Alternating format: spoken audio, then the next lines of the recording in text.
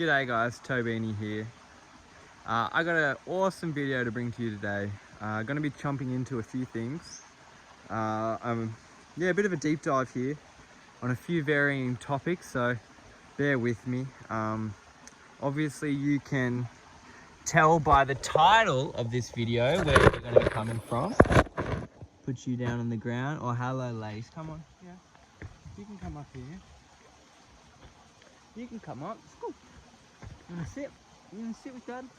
Good girl. Sit, yeah. We're talking to the people. G'day guys. Toby here with Lacey obviously now. Hello. Yes, you, hello. We're bringing you a beautiful message here down by the spring. This is our beautiful sacred water source that we utilize, worship, pray to literally every single day. So yeah, from that I have been given a message that I need to share, and this is where this video comes from. But before I do any of that, I'm gonna smoke up. So what I'm smoking is a type of plant that is terribly misrepresented in today's collective consciousness. This is cannabis, as well as tobacco being entirely misrepresented in that space. But any form of smoking herb is super sacred to any form of indigenous culture across the globe, like period. Like whether it be in Australia, South America, like smoke has been used to purify and cleanse the soul and the ethereal body for millennia.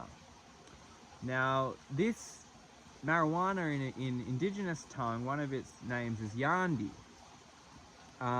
And it's very fitting because we also say here in Australia yarn. So yarn's a chat, and obviously people know, you know, if you smoke ganja, you love to have a chat. So all of these things that we start to see in today's, you know, common tongue here in Australia that some of the international people mightn't know, actually has really grassroots here from the land. Now that all being said, I also wanted to say Ginagay. Now, Ginagay means hello in Gambanga language. Now, I was born on Gambanga country, part Gambanga man, and you can also see there Ginagay or G'day, as I always say. Now, albeit very different, you know, slight variations in that pronunciation, in that vibration, the frequency of it's very similar, Ginagay to G'day. So this is where I want to start to take this conversation, is showing you how the vibrational frequency of words, albeit, you know, they might have subtleties over time, there's a purity that runs through all vibration. Now that all being said, I'm going to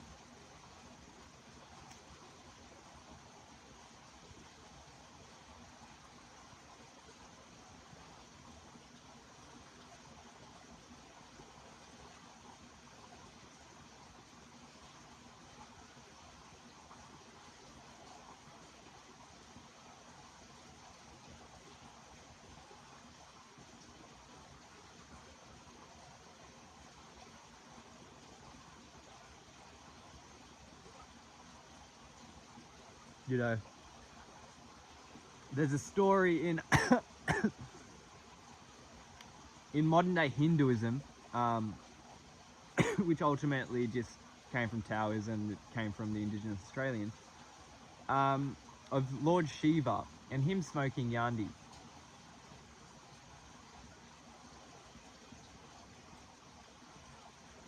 Now I beg the question, how did yandi, or this herb that is now cultivated on the highest peaks of the world, get there? Just out of the blue, from the gods almost.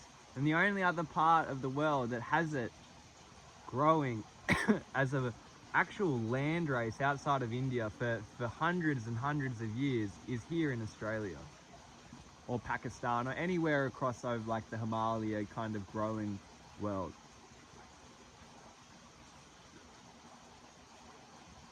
So like a lot of things that have been misconstrued, Yandi is one of those things that actually has roots here in Australia.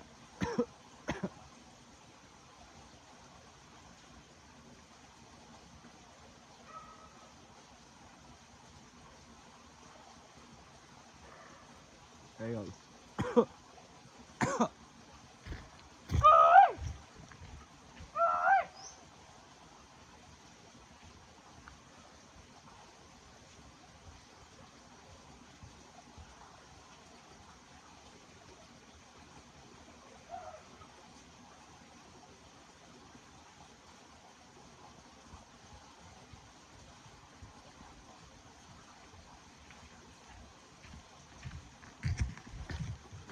Oh, sorry guys, the dog started to bark, so I didn't know if we had a visitor, which is normally the way. I just had to go sus. No visitor, Lace. So, that all being said, I kind of wanted to,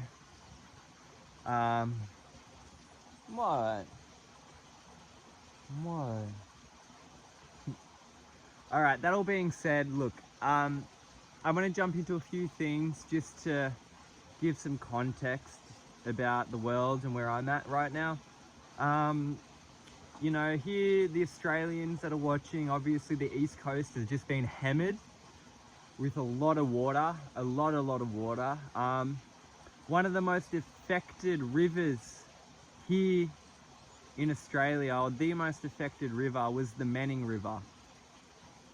Now the Menning River as a waterway actually just starts like as the crow flies, which is an Australian saying, so in a direct straight line from me to it, only a few kilometers from right now. Now, yeah, admittedly there's some, you know, hills and mountains in between that, but a line on a map very close. Now the water here goes into another river system that also flooded, but it's coming from the same mountain. I'm just on like another side of the same mountain, but where that vibrational frequency of the water that went into the Menning that just caused all of this flood.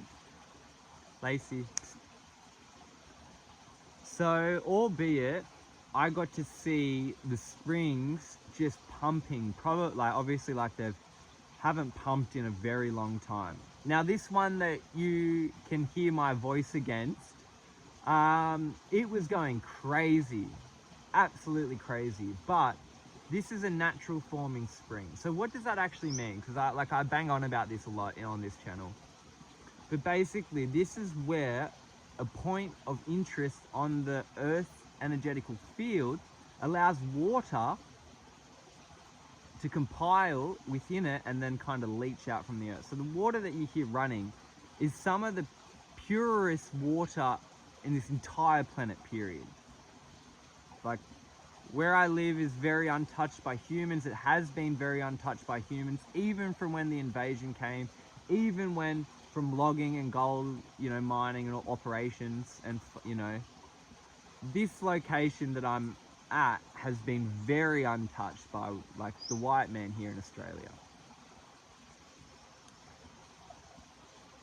And so because of that, there's a resonance that lies here. Now, some of you are, you know, probably aware of it being called the Akashic here in like the colloquial terms of like modern day quantum physics, but there's a resonance frequency that always resides within something after its like initial happening, right? So we can basically like chase the speed of light through the universe to see what has occurred as it like unfolds. So like there's always, as we like, you know, try to go back and find the roots of the universe, we get to see this like reverberation of the light moving away from us that we get to kind of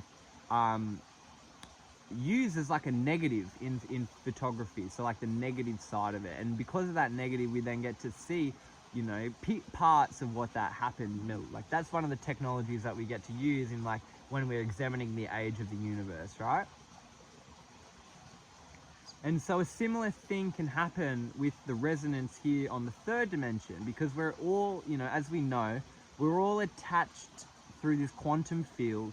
And so what does that tangibly mean? Well, it's all well and good to know in today's society, but we need to know how. How do we start embodying this stuff? Because if I'm like, yeah, okay, cool, you know, all the elements and everything are like what we come from, and that's from the stars, and like I now need to start like, you know, living a new way. I need to start embodying the change, because like once you get information and you know that the Akashic's there, and we're like starting to tap into it as a collective, and more information comes out, what are we going to do within our own hearts that makes a change? Because we all have that power. Now, around me there's many rocks. Many rocks. Now, rocks are the vibrational frequency of our creation story, period. Now, the Indigenous speak of this.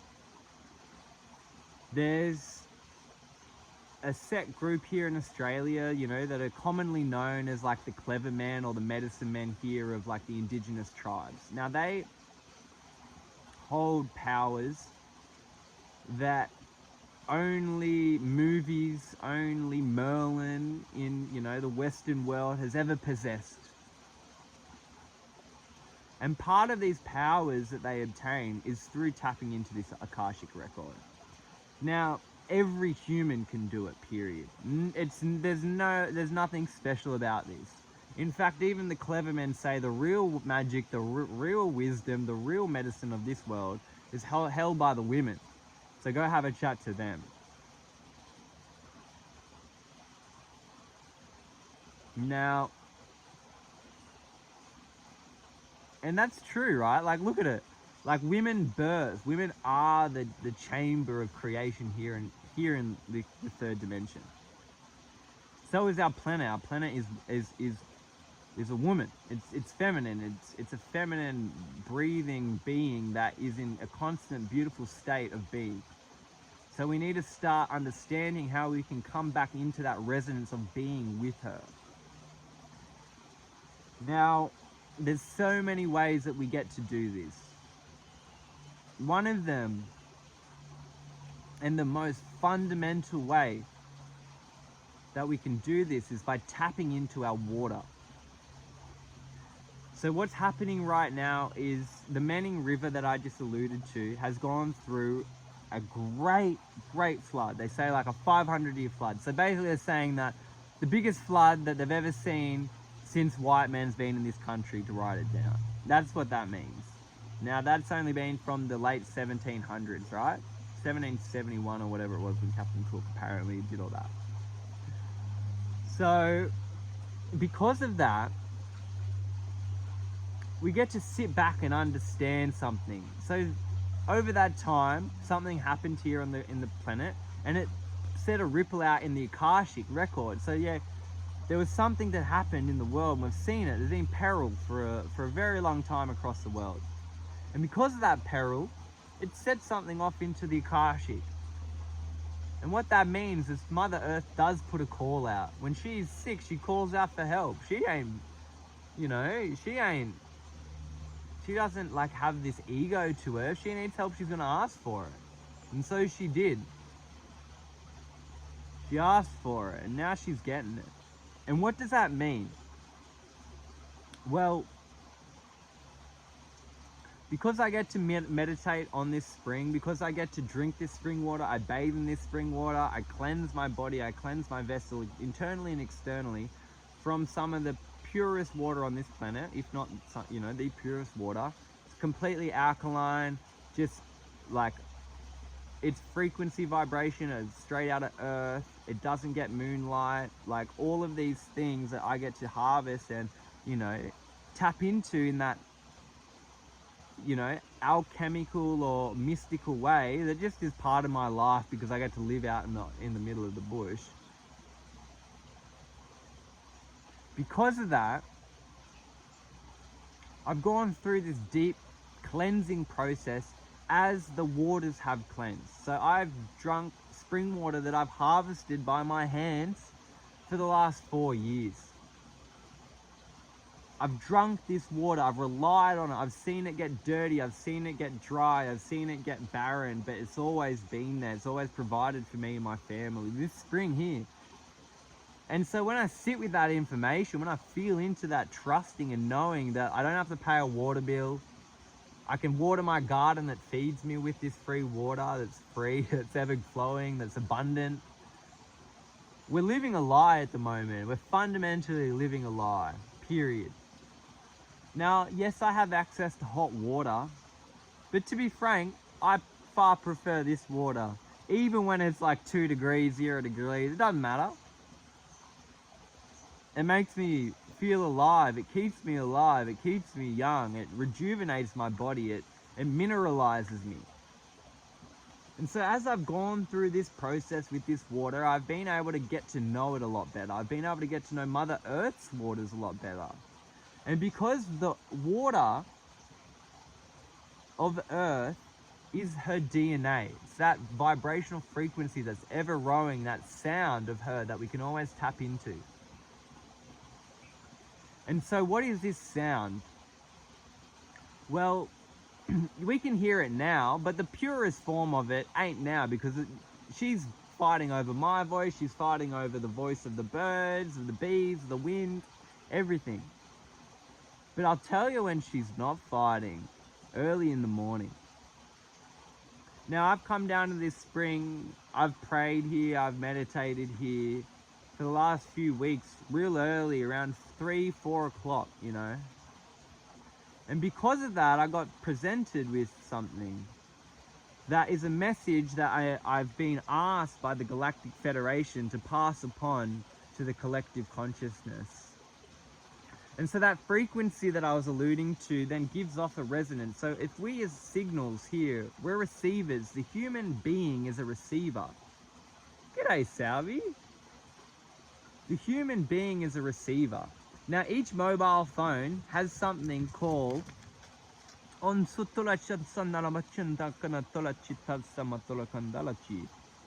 buddy, how to see ya. So each mobile phone has something called a fractal antenna, and that's because of its geometry, it can pick up a signal. Period. That's how mobile phones work, is that because there's a piece of metal in a particular shape, and that particular shape represents a frequency, it can pick up that frequency across the way. Wow, what incredible technology. But what happens if we are the same thing? What happens if our vessel is a receiver? Which it is, we know that through quantum mechanics. But what happens if we cleanse that receiver? What happens if we make that receiver the best version that we can? Well, shit starts to happen, I'll tell you. That's what happens. And one of those things that happens is you get to start to tap into something called light language.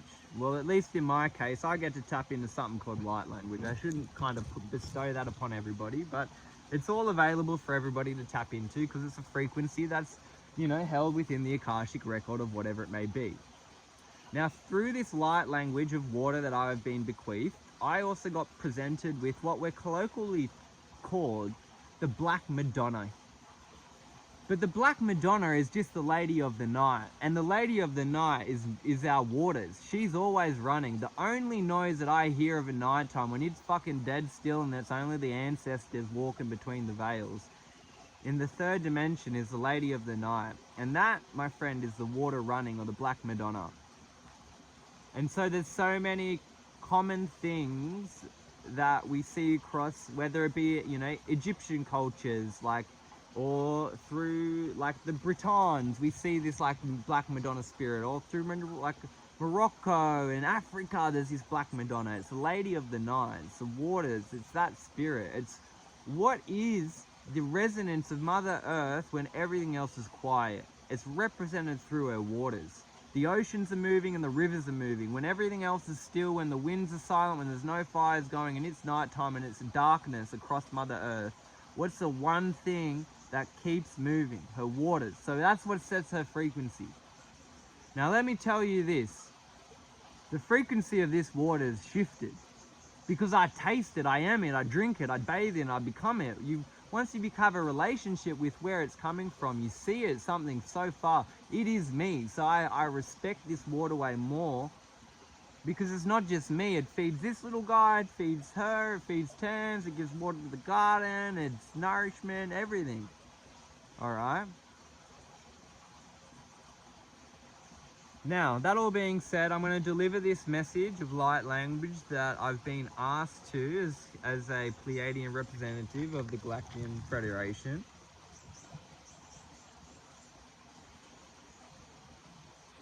But albeit, yeah, there's some shit that's happened, and a lot of people have lost possessions, and a few people have lost their lives, so help me God, bless them and move them into the higher realms. Cattle and things of this nature. But when we sit with it, what has actually happened from Mother Earth's side of things? She's had a big cleanse.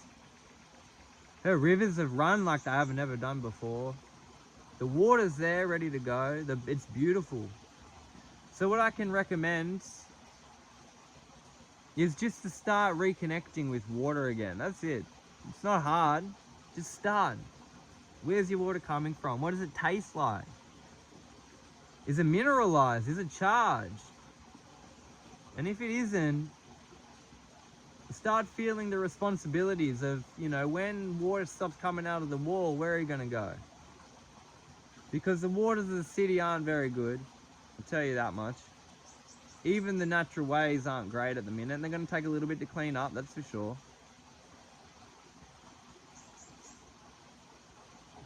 But that's not a bad thing, because that gives us opportunity.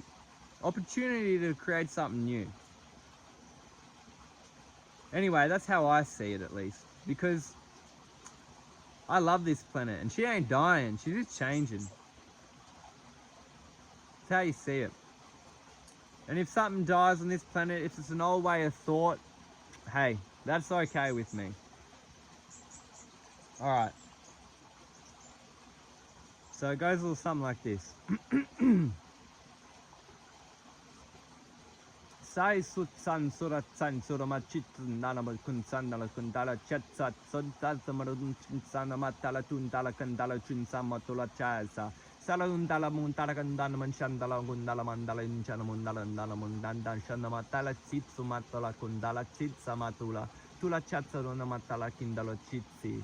Salanundala munchat salo kodatsa madunala chinala gandana munkana gana gumatala tuntala chindala mandana ndala mandala munkatala matsetala munchitala matusa.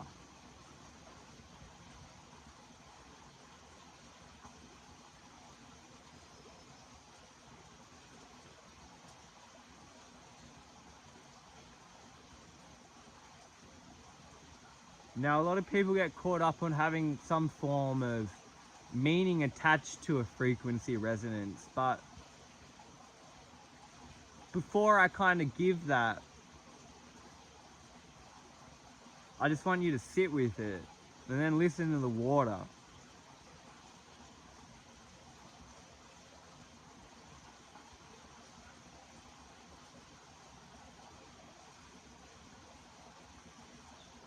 Now, what that basically is saying is that I am recharging. I have energy like I have not had in a very long time. I am here to support and provide for you, but only for those who understand the purity of what I truly am. Because I was created in divinity, and should I not be respected as such, you will be removed from me. I have called out, and my prayers have been heard and been answered, and that frequency resonance has changed and upgraded. It is now your time to take responsibility and reconnect with her, with me as your mother, and understand where your life force is coming from, how you are showing up for one another, because I show up for you every single day, even when you treat me poorly, especially as such. I'm always there for you. If you don't have me, you have no one. So see me for what I am. Understand where you are is sacred, and simply because we've been detached from nature and the mystic or the beauty of the phenomena that we get to live in awe has been removed, it is your own responsibility to see it again. And should you not see it, should you not see the beauty before your eyes, it will be taken from you. Because a grateful heart is the only way to manifest oneness, wholeness for everybody that calls this planet home.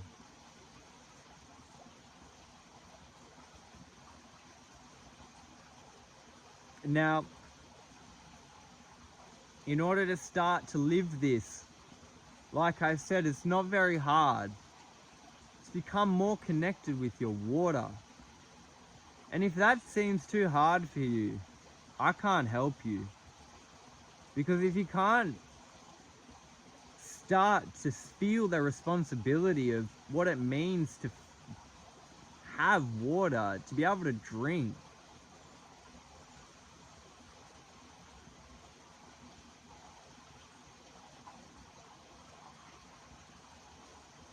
all right.